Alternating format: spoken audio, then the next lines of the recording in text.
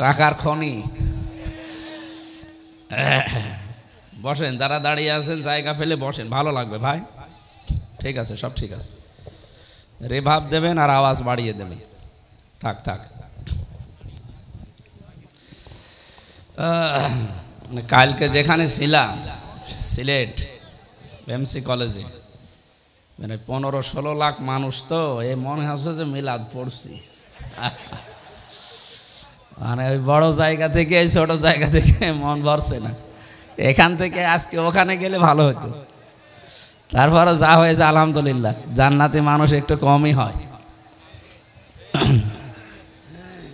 বসেন, যারা দাঁড়িয়ে আছেন বসেন। ওই যে মিজানুর রহমান আজহারি ভাইয়ের মাথা কাটার 10 লাখ ঘোষণা কে দিয়েছে জানে এলাকায়? চট্টগ্রামের না? আমার মনে হয় ওর বাড়িতে দুধক পাঠানো দরকার। শয়তানের টাকা কোথায় পায়? হ্যাঁ, মাথা ওরটা আনা দরকার। আমরা এই যে শীতে মানুষকে কম্বল দিতেছে, 2 লাখ টাকার কম্বল দিতেছে, টাকা পাই না। আর এরা 10 লাখ টাকা মাথার দাম, না জানি আবার কবে আমার মাথারও দাম দিয়ে দেয়। এদের সত্যিই সরকারকে বলবো, এদের কাছে দুদক পাঠান। এই ভণ্ড পীর যারা আছে বাংলাদেশের, সব পীরের কাছে আমার মনে হয় কম বেশি যারা হক্কানি বাদ দিয়ে যারা ব্যবসা করে খাচ্ছে, এদের কাছে এই দুদক পাঠিয়ে খোঁজ নেওয়া দরকার যে এদের টাকার উৎস কোথায় আর কত টাকা আছে। এরা কি আসলে কর্মর দেয়? তো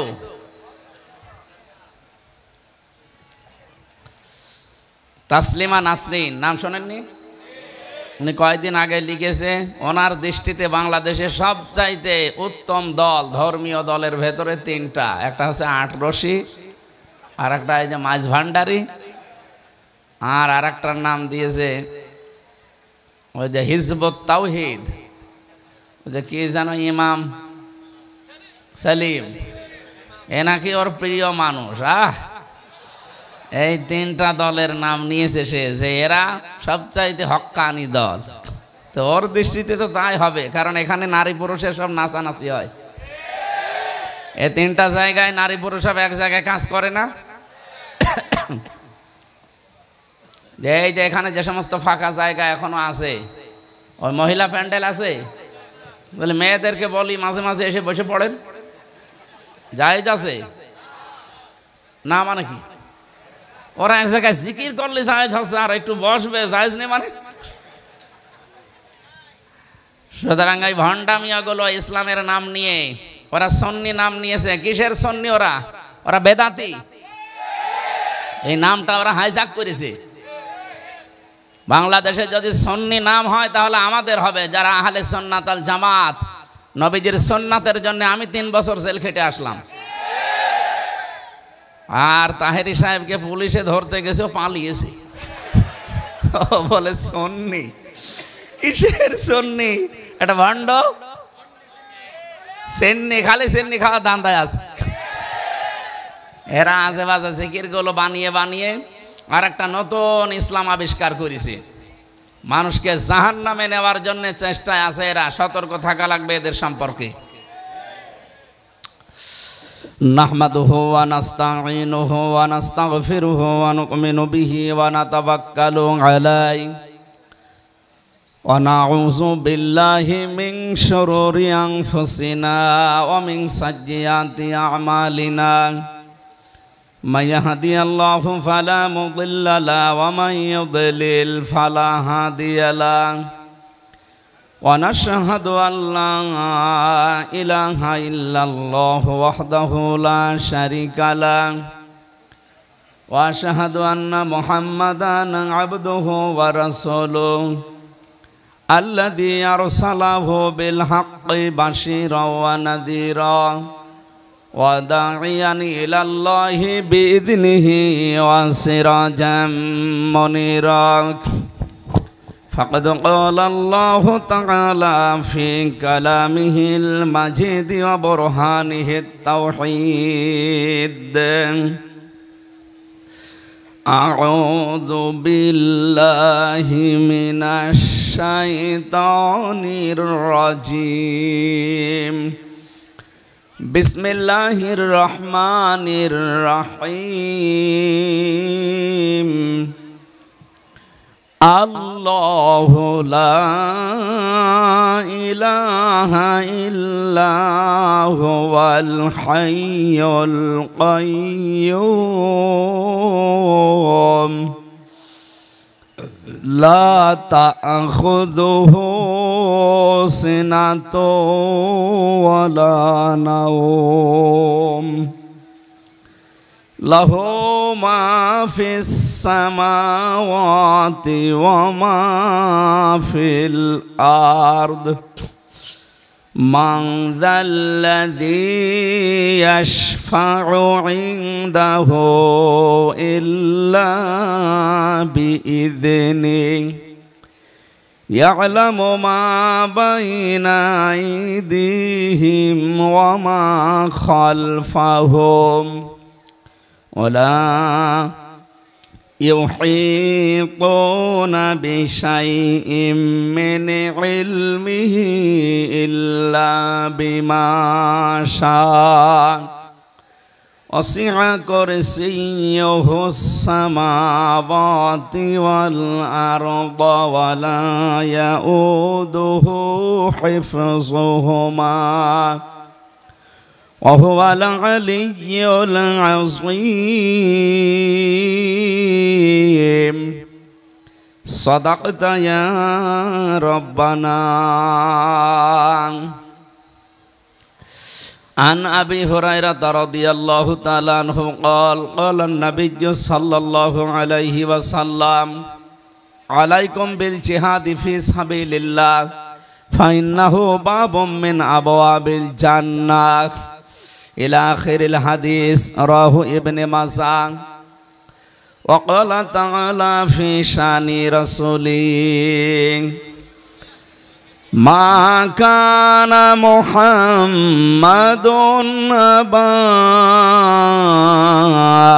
أحد من رجالكم ولكن رسول الله وخاتم النبيين اللهم صل على محمد وآله وصحبه وبارك وسلم بلغ العلا بكماله كشف الدجى بجماله حسنت جميع خصاله صلوا عليه وآله الحمد لله বাংলাদেশের ঐতিহ্যবাহী জেলা চট্টগ্রাম লোহাগাড়া থানার অন্তর্গত পটিবিলা ওয়াজউদ্দিন শিকদার পাড়া ইসলামী রেনেসাঁ সংঘের উদ্যোগে তাফসীরুল কোরআন মাহফিল 10ম বাৎসরিক প্রতি বছরে হয়, কয়েক বছর বাধার কারণে হয়নি। আল্লাহর কোরআনে যেন আর কেউ বাধা দিতে না পারে সেই ব্যবস্থা সামনে করে রেখে যাওয়া লাগবে। গত পরশুদিন একজন ঘোষণা দিয়েছে বাংলাদেশে যে 15.5 বছরেতে কোরআনের মাহফিলের অনুমতি নেওয়া লাগতো, আমরা যদি আসতে পারি অনুমতি দেব না। আপনি একটা কথা বললেন, এই কথাটা অন্তত চেয়ারে বসার পরে যদি বলতেন তাও তো হইতো। এখনই বলে ফেললেন দেশের মানুষ তো সমস্যা, তো সব জেনে ফেলবে, আগামীতে তো আপনার চেয়ারে বসায় বাদ হয়ে যাবে দেখা যাচ্ছে। কথাটা মনে মনে রাখলে ভালো হতো না, প্রকাশ করে দিলেন, কেমন করে ফেললেন আপনি। যাই হোক, আমরা যেহেতু যারা কোরআন বাধা দিত তাদের বিদায় করেছি, কোরআন যেন বাধার সামনে দিতে না পারে তারা আসতেই পারবে না ইনশাআল্লাহ। যারা কোরআনের পক্ষে থাকবে আমরা তাদের সাথে আছি ইনশাআল্লাহ। তাফসীরুল কোরআন মাহফিল লিখে দিয়েছেন, তাফসীর মানে খুলে ফেলা। তাফসীর মানে কি? উন্মুক্ত করা, আবরণ দিয়ে ঢাকা আছে, আবরণ তুলে ফেলা। এ পরিবারে, সমাজ, এই রাষ্ট্রে, এই পৃথিবীতে অনেকে বিভিন্ন আবরণ দিয়ে নিজেদেরকে আড়াল করে রেখেছে এবং রেখেছিল। কেউ শিরিকের, কেউ জুলুমের, কেউ বেদাতের, কেউ কুফরের আবরণ দিয়ে নিজেদেরকে ঢেকে রেখেছিল, মানুষকে বুঝতে দেয়নি। তাফসির হলেই তাদের এই আবরণ খুলে দেবে। এই জন্যে তারা চিন্তা করে যে জাতি তো বুঝে ফেলবে যে জাতির সর্বনাশ করছি, এ তো কোরআন থেকে সব জেনে যাবে। এই কারণে তারা তাফসির মাহফিলে বাধা দিত। তাছাড়া ইসালে সওয়াব হয় 63 দিন, আপনি দেখেননি? ওরস শরীফ হয়, আমি এই দেখেছি 63 দিন একাধারে চলছে ওরস শরীফ, ওরস মোবারক। গোসল শরীফ হয়, নওরস শরীফ হয়, খসরত শরীফ হয়। কোন শরীফে বাধা নেই, শুধু কোরআন শরীফে বাধা।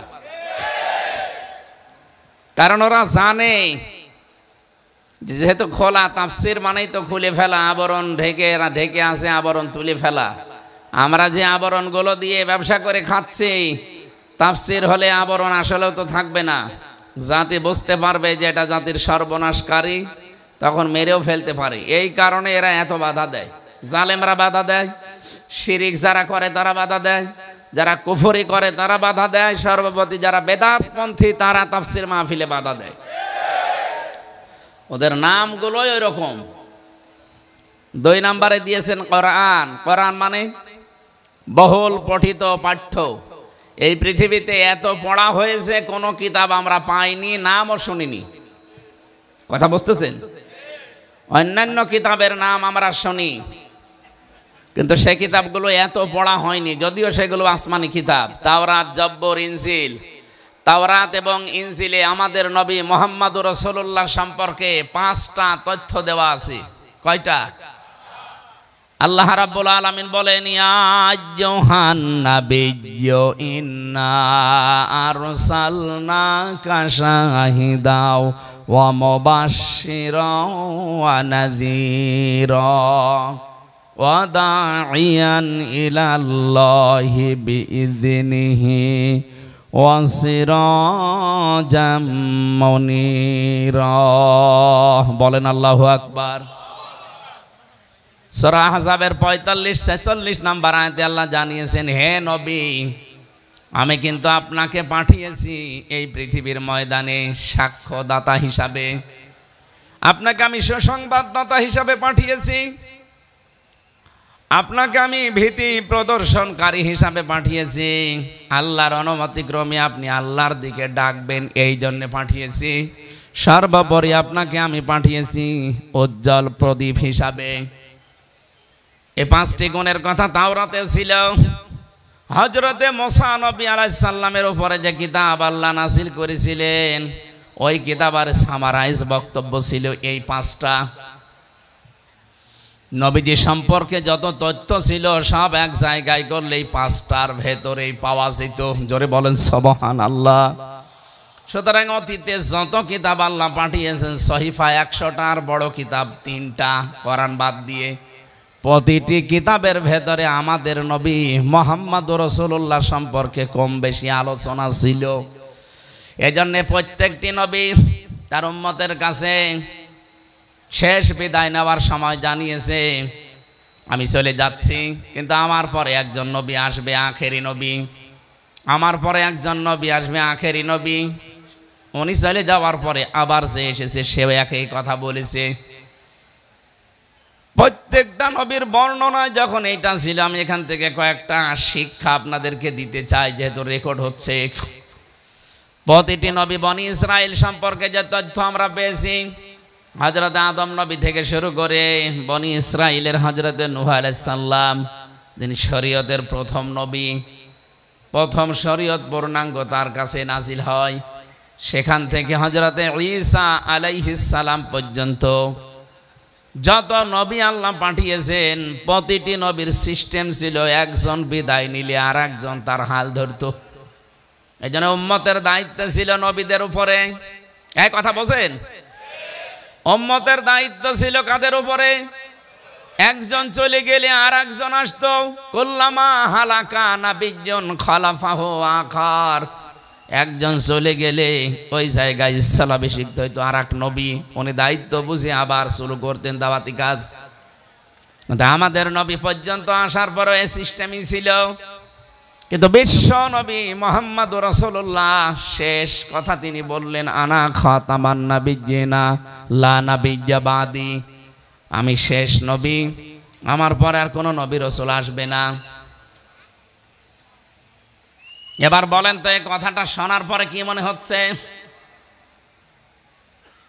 হাজার হাজার বছর এই পৃথিবীর ময়দানে যারা নবী আর রাসূল হয়ে আসলেন, একজন চলে গেলে আর একজন এসে ওই জায়গাটার সামাল দিতেন। কিন্তু নবীজি যখন বললেন আমি শেষ, আমার পরে কোনো নবী রাসূল নেই, ১৫০০ বছর হয়ে গেল উনি বিদায় নিয়েছে, এখনো কত শত বছর পরে কিয়ামত হবে কেউ জানে না। কথা বলেন না কেন? তাহলে এই বিশাল সময় উম্মতের দায়িত্ব নেবে কে? উম্মতকে সামাল দেবে কে? তারা তো এক একটি এলাকার জন্য আসতো নবী হয়ে, আর আমাদের নবীকে আল্লাহ ঘোষণায় দিয়েছেন, ওলিয়া আইয়ুহান নাসু ইন্নী রাসূলুল্লাহি ইলাইকুম জামিআ। হে নবী, আপনাকে আমি শুধু মক্কার জন্য মদিনার জন্য না, তামাম দুনিয়ায় যত মানুষ আসবে সবার জন্য নবী আর রাসূল করে পাঠালাম। সুবহানাল্লাহ বলতে পারেন না? সবার কাছে আপনি আমার পক্ষ থেকে রাসূল। তাহলে তারা এক একটা এলাকার জন্য, গোত্রের জন্য, কোন বংশের জন্য হয়তো একজন নবীকে আল্লাহ পাঠিয়েছেন, কোন গ্রামের জন্য, কোন থানার জন্য, কোন ইউনিয়নের জন্য আল্লাহ দিয়েছেন। তা আমাদের নবীর যে এরিয়া, ওমান আযলামু মিম্মান ইফতারা আলাল্লাহি কাযিবান আও কাযযাবা বিল হাক্কি লাম্মা জাআ। কোরআনে কারীম আমরা পেয়েছি আল্লাহ রাব্বুল আলামিন বলেন,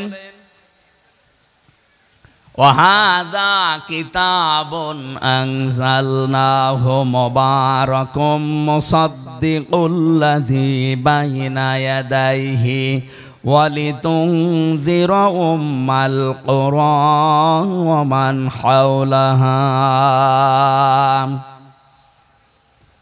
এটা 92 নম্বর আয়াত সূরা আনামের। খুব ভালো করে এখান থেকে শিক্ষা নিয়ে যাবেন, আজকে বোঝার চেষ্টা করেন আয়াতগুলো। দেখবেন কোরআনের কোন শব্দ যদি আপনি বুঝতে পারেন, মনে করবেন আমি 500 রাকাত নফল নামাজ পড়ে ফেলেছি। এই জন্য এত গুরুত্ব দিতে বলছি। 500 রাকাত নফল নামাজ এখন পড়া আমাদের দ্বারা অনেকেরই সম্ভব না। মাজা লেগে যাবে, পা লেগে যাবে, অসুস্থ হয়ে পড়তে পারেন। আজকের যে আয়াত আমরা পড়েছি, যদি বুঝে বাড়ি যেতে পারেন, নবীজির কথা 500 রাকাত নফল নামাজের সওয়াব নিয়ে যেতে পারবেন বাড়ি।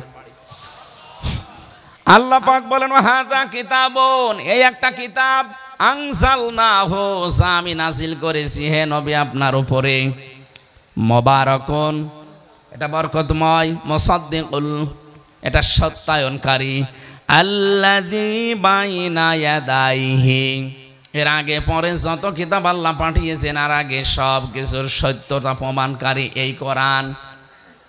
ওয়ালিতুনযিরা উম্মাল কুরা ওয়া মান হাওলাহা, আপনি এই কোরআন দিয়ে সতর্ক করবেন উম্মুল কুরা, তার মানে মক্কা শরীফের আশপাশে যারা আছে তাদের। শুধু মক্কা না, ওয়া মান হাওলাহা, এর আশেপাশে যা আছে। যেহেতু মক্কা, এই কাবা শরীফটা এই পৃথিবীর একেবারে মাঝখানে, তামাম পৃথিবীর মাঝখানে হচ্ছে মক্কা। ওমান হাওলাহা দিয়ে আল্লাহ জানিয়েছেন এর আশপাশে বলতে তামাম দুনিয়া, সব এর আশপাশ। জানেন কোরআন দিয়ে আপনি সতর্ক করবেন এই পৃথিবীতে যত এরিয়া আছে সব জায়গায়। হয়তো আপনি যেতে পারবেন না, কারণ আপনি শেষ, খুব বেশি হলো না আপনার 100 বছর বাঁচবেন, কিন্তু এরপরে আপনার দায়িত্ব পালন করবে কারা? একটা প্রশ্ন আসে। অন্যান্য নবীরা বিদায় নিলে আর একজন আসতেন, উনি নিলে আর একজন আসতেন, কিন্তু আপনি নিলে তো আর আসবেন না। আপনি নিজেই জানিয়ে দিলেন যে আনা খাতামান নাবিয়্যিনা লা নাবিয়্যা বাদি, আমি শেষ নবী, আমার পরে কোনো নবী নেই। তাহলে উম্মতের এই বিশাল দায়িত্বটা পালন করবে কারা? সামাল দেবে কে? রব্বুল আলামিন নবীজির মুখ দিয়ে বিদায়ের আগে বের করে দিয়েছেন, আল উলামা ওয়ারাসাতুল আম্বিয়া ওয়া ইন্নাল আম্বিয়া দিনারাও ওয়ালা দিরহামা ইলা আখিরিল হাদিস। বিশ্ব নবী বলেন এই পৃথিবীতে যারা আলেম তারা নবীর ওয়ারিস, উত্তরাধিকারী, নায়েবে রাসূল। দুনিয়াতে নবীরা টাকা পয়সা অর্থ সম্পদ ধন দৌলত রেখে যান নাই, কিন্তু এলেম জ্ঞান রেখে গেছেন। সুতরাং জ্ঞান যারা পাবে তারা নবীর উত্তরাধিকারী, তারা স্থলাভিষিক্ত নবীজির। এক নবী বিদায় নিলে বনি ইসরাইলে আর এক নবী হয়তো আসতো, কিন্তু আমাদের এই দৃশ্যটা আপনি তাকান, নবীজি বিদায় নেওয়ার পরে একজন দুইজন না, লক্ষ লক্ষ নায়েবে রাসূল এখন তামাম দুনিয়ায়। কথা বলছেন? কত বড় দায়িত্ব আপনি পেয়েছেন, আপনি নিজের ওজন বোঝেন। আপনাদের যার নাম বলছিল ওনার নামেও নাকি সন্তান যে মাওলানা ডক্টর কিমি লেখা ছিল নামের আগে। আরে ভাই, নবীর দায়িত্ব পালন করতে হবে আলেমদের। আজ অনেক আলেম দেখি না ভয় পায়, বলে আমার দরকার নেই ওই সমস্ত ঝামেলায় যাওয়ার। তাহলে আপনার নামের আগে আলেম আপনি লিখতে পারেন না, কারণ আলেম হচ্ছে একটা দায়িত্ব নেওয়ার নাম। এদিকে আছেন? আলেম এটা বিশাল একটা দায়িত্বভার গ্রহণ করার নাম। শুধু নামের আগে লয়কার ম থাকলে হয় না। এই দুনিয়াতে যারা সত্যিকারের আলেম আপনি তাকান, তারা জ্ঞানের ওপরে, তাদের বিদ্যার ওপরে আমল করতে গিয়ে অনেক আলেমের নাম দেখে আমরা নাম পাল্টিয়ে ফেলেছে জালেমরা। শহীদ আল্লামা দেলাওয়ার হোসাইন সাইদি রহমতুল্লাহ আলাইহি, তার নাম জালেমরা পাল্টিয়ে দিয়েছে দেল্লু শিকদার। আমি কি বানিয়ে বলছি? তার নাম কি দেল্লু শিকদার নাকি? আপনি তার সার্টিফিকেট দেখেন, ম্যাট্রিক পরীক্ষার সার্টিফিকেট আছে দাখিলের, সেখানে সরাসরি লেখা আছে দেলাওয়ার হোসাইন সাইদি। আমি পিরোজপুরে গেছি, বরিশাল পিরোজপুরে, ওনার বাবা, ওনার নাম হচ্ছে মাওলানা ইউসুফ সাইদি। ওটা বংশের পদবী না, ওই গ্রামের নাম হচ্ছে সাইদ খালি। সেটা খালি বাদ দিয়ে সাইদি দিয়েছে। অথচ সেই লোকটা এই দেল্লু শিকদার, এই পাড়ের হাটে না কোথায় বাড়ি তার, সে ওই সময় এরকম ভয়ঙ্কর লোক ছিল। তার নামটা পরিবর্তন করে বানানো বিচার ব্যবস্থা কায়েম করে তাকে ইনজেকশন দিয়ে মেরে ফেলেছে জালেমরা।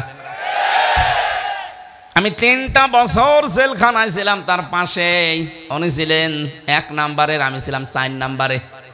3 বছরের ভেতরে মাত্র একবার তার সাথে আমার দেখা হয়েছিল 10 মিনিটের জন্য। আল্লাহর এই বান্দা অনেকগুলো উপদেশ আমাকে দিয়েছিল। রব্বুল আলামিন তাকে যেন জান্নাতুল ফেরদাউসের অধিকারী বানিয়ে দেন, বলেন আমিন। এই ছেলে, কোন দিকে তাকান আপনি? কথা বলেন কেন? আজ যারা আলেম নাম নিয়েছেন, কিন্তু সত্য বলতে আপনি ভয় পান, সত্য প্রকাশ হলে আপনার ভয় লাগে। আপনার নামের আগে কেন আপনি আলেম লেখেন, মুফতি লেখেন, মুহাদ্দিস লেখেন? কেন লিখবেন আপনি? আপনার জন্য তো এটা লেখা জায়েজ না। যারা আলেম আপনি তাকান তাদের দিকে, তারা জ্ঞান অনুযায়ী আমল করতে গিয়ে নামও খুঁজে পায় নাই। শহীদ আব্দুল কাদের মোল্লা, তার নাম দিয়েছে কসাই কাদের। ওনার নাম কি কসাই কাদের? এই চট্টগ্রামের আলেমদের মাথার মুকুট একজন ছিলেন। যতদিন কোরআন পড়েছিলেন কোনো সমস্যা তার এই 100 বছর পর্যন্ত হয়নি। যতদিন কোরআন বুঝেছিলেন হয়নি, যতদিন কম বেশি কোরআন মেনেছিলেন ততদিনও হয়নি। যখন বলেছেন আমি এ কোরআন মানুষকে মানাতে চাই, তখন নামও পরিবর্তন হয়ে গেছে তেতুল হুজুর। ওনার নাম কি তেতুল হুজুর? কি সুন্দর নাম, আহমেদ শফি, আল্লামা শাহ আহমেদ শফি রহমতুল্লাহ আলাই। জালেমরা তার নামও পরিবর্তন করে দিয়ে দিল তেতুল হুজুর। বলেন তো ওনার নামই এতদিন পর্যন্ত কেউ পাল্টিয়েছে? উনি তো 100 বছরে মারা গেল। এই চট্টগ্রামের ভেতরে কোনোদিন তার নাম আপনি শুনেছিলেন? যতদিন তিনি কোরআন পড়েছিলেন তার কোনো শত্রু ছিল না এদেশে। যতদিন বুঝেছিলেন কোনো শত্রু ছিল না। যতদিন তিনি কম বেশি মানতেন কেউ তাকে শত্রু মনে করতো না। যখনই তিনি বললেন না এটা আমি মানাতে চাই মানুষকে, কারণ এর ভেতরে আছে ওয়াল্লাযীনা ইউযুনা রাসূলাল্লাহি লাহুম আযাবুন আলীম। সূরা তাওবার 60-61 নম্বর আয়াতে আল্লাহ জানিয়েছেন যারা রাসূলকে কষ্ট দিচ্ছে এবং দেবে তাদের জন্য যন্ত্রণাদায়ক আযাব, শাস্তি। সুতরাং এই দেশে আল্লাহর রাসূলকে কেউ যেন গালি দিতে না পারে। গালি দিলে একজন কষ্ট পায় না? এই জবাব দেন না কেন? আপনি রাসূলুল্লাহকে গালি দেবেন, সে কষ্ট পাবে না। এই জন্যই তো তিনি খেপেছিলেন যে না এটা আমি হতে দেব না। তার যে 13 দফা ছিল আপনি তাকান, তার ভেতরে এইটা ছিল যে রাসূলুল্লাহর বিরুদ্ধে কোনো কথা বললে তাকে ফাঁসি দেওয়া লাগবে, এটা ছিল না?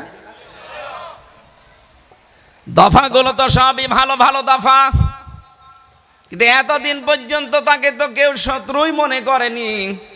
যখনই তিনি আলেম নামটাকে বাস্তবে রূপ দেওয়ার জন্য বললেন না এটা আমি আর চলতে দেব না, যখনই গেছেন 13 সালের দিকে তাকান, তাকে শুধু না তার অনুসারী লক্ষ লক্ষ এ দেশ থেকে বিদায় করে দিয়েছে জালেমরা।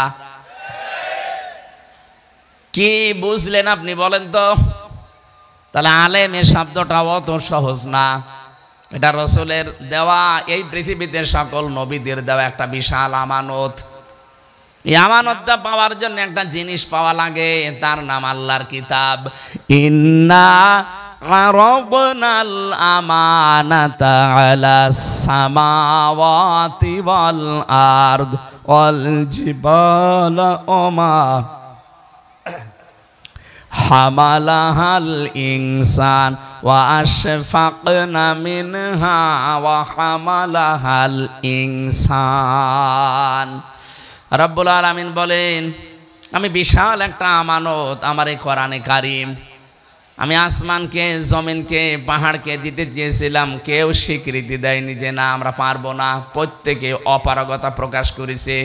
সর্বশেষ এটা আমি দিয়েছি মানুষকে। কাকে? যার মাধ্যমে দিলাম তিনি একজন মানুষ ছিলেন, তার নাম কি? মুহাম্মাদুর রাসূলুল্লাহ সাল্লাল্লাহু আলাইহি ওয়াসাল্লাম। তার মাধ্যমে যেহেতু দিয়েছি, তার মাধ্যমে সেই পৃথিবীতে যত মানুষ এইটা পাবে তারা নবীর উত্তরাধিকারী, তাদেরকে মনে করবে ওয়ারিস, নায়েবে রাসূল, ইস্তালাভিষিক্ত। সুতরাং উম্মতের দায়িত্ব এখন নেওয়ার সময় আলেমদের। আলেম মানেই শুধু নামের আগে মাওলানা, মুফতি লেখা থাকবে, এটাই আলেম না।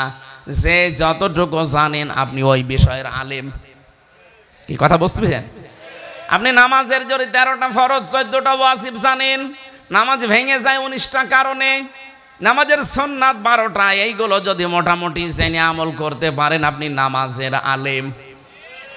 আপনি যাকাত দেওয়া লাগে 8টা খাতে, কি কি সম্পদ হলে যাকাত দেওয়া লাগে, কতটুকু পরিমাণ দেওয়া লাগে, কোথায় কোথায় দেওয়া লাগে, এটা যদি আপনি জানেন তাহলে আপনি যাকাতের আলেম। আর পড়াটা সব মিলে যারা জানে তাদেরকে বলা হয় পরিপূর্ণ আলেম। আপনি হয়তো সব জানেন না, নামাজের অন্তত সূরা ফাতিহা বাদ দিয়া 4টা সূরা জানলে আর এই নিয়ম নীতিগুলো একটু পড়লে আপনি আলেম হয়ে গেলেন। কিসের? নামাজের। বলেন বলেন। আপনারও দায়িত্ব আছে। এমনকি যে লোকটা কিছু জানে না, শুধু জানে সুবহানাল্লাহ, নবীজি বলেন বাল্লিগু আন্নি ওয়ালাউ আয়া, এইটাও মানুষকে পৌঁছিয়ে দাও।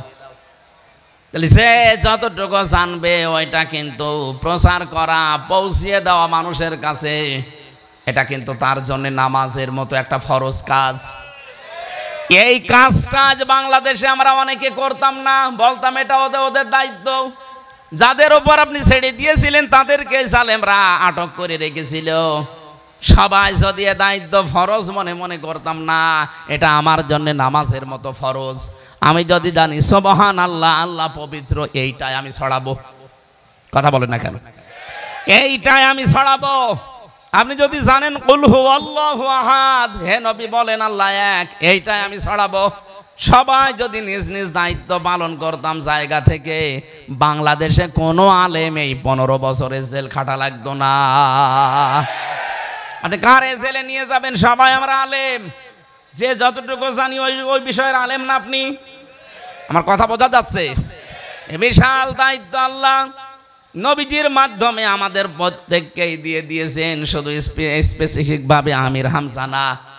আমার নামের আগে আলেম লেখা আছে বলে আমি দায়িত্ব পালন করে 3 বছর খাটবো, আরো সামনে 10 বছর আমারে দেবেন, আর আপনি আরামে কলা খাবেন না। যে যেখানে যেইটা জানেন ওইটা পালন করার।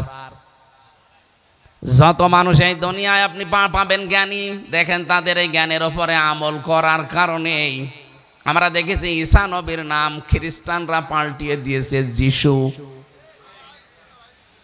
ইহুদিরা মুসা নবীর নাম পরিবর্তন করে দিয়েছে যোসেফ, হযরত ইব্রাহিম আলাইহিস সালামের নাম খ্রিস্টানরা পাল্টিয়ে দিয়েছে, তার নাম দিয়েছে আব্রাহাম।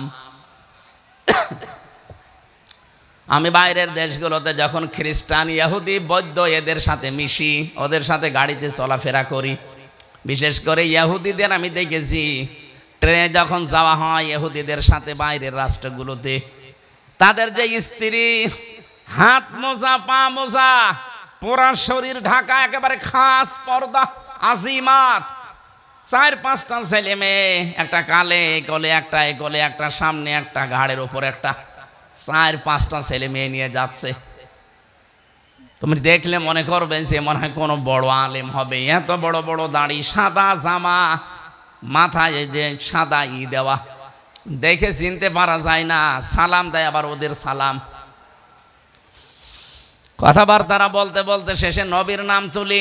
আমাদের নবীর প্রশংসা কিছুক্ষণ করলে দেখি ওদের নাম ওরা বলে আমাদের নবীর নাম যোসেফ।